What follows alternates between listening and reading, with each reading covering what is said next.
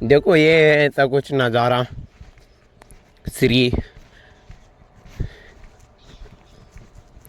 यहाँ से एक सीन दिखा दो कैमरा, देख सकते हो ये उनका एग्जैक्टली लिखा हुआ पूरा हिस्ट्री।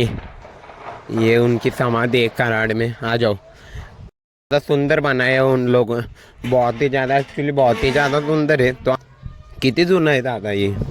काय 1988 सालचा आहे. 1988 घेऊन बोला.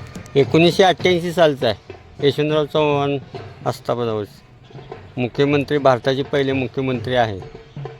भारताची का महाराष्ट्र? महाराष्ट्र, भारत म्हणजे महाराष्ट्र एकच आला.